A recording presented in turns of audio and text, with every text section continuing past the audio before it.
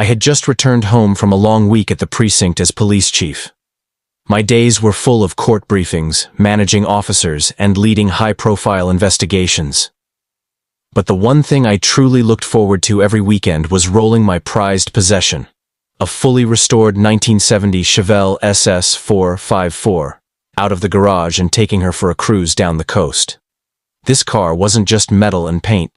It was my father's dream car, passed down to me before he died. I spent years restoring it down to the original leather interior and matching forest green finish, which gleamed like glass in the sunlight. Every part, every stitch, every bolt had a memory attached to it. It was insured for $60,000, but to me, it was priceless. That Friday, I parked it in my own driveway just for a few hours while I cleaned out the garage. I even put cones around it and a sign that read, "Do not touch. Private property." I figured it was safe. This was my home, my neighborhood. I never imagined anyone would lay a finger on it. But when I walked out later that evening, I stopped dead in my tracks. My Chevelle was gone. Or at least it looked like it was. It took me a second to realize it was still there, just completely ruined. The entire body had been repainted in a dull gray color. Not even professionally. Streaks ran down the sides. The windows were smeared. Parts of the original green were still peeking out from under the new layer. The wheels were covered in paint drips. And there was overspray on the tires and chrome. My stomach dropped. I couldn't even process what I was looking at.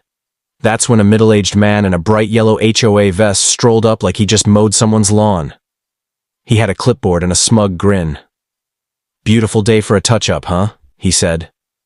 I stared at him, trying to keep my cool. "What did you do to my car?"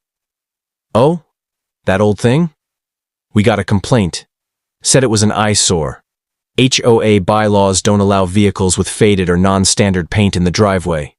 We took care of it for you. On the house." I blinked. "You painted my car?" He looked proud. "Sure did. Our maintenance guys are fast. You're welcome." I pulled out my badge. His face went pale. I said nothing at first. I let the silence stretch out while he squirmed. Then I calmly said, "You just vandalized a registered classic vehicle worth over $60,000 without consent. On private property. While I'm off duty, yes, but I'm still the chief of police in this town." He began stammering. "We didn't know. It was a misunderstanding. We thought it was abandoned." "You thought a polished, perfectly maintained collector's car, with cones and a sign around it, was abandoned?" I filed an official report on the spot. I took photos, videos, even collected the paint cans they left behind. I made sure to gather witness statements from a few neighbors who had seen the HOA crew working on the car earlier that day. They were as furious as I was. Turns out, this wasn't the first time this HOA had crossed the line.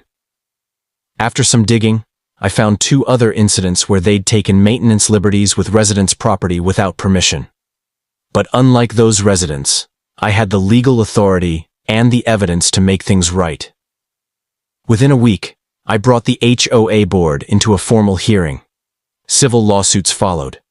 They ended up being liable for the full cost of restoring the Chevelle by a certified classic car specialist.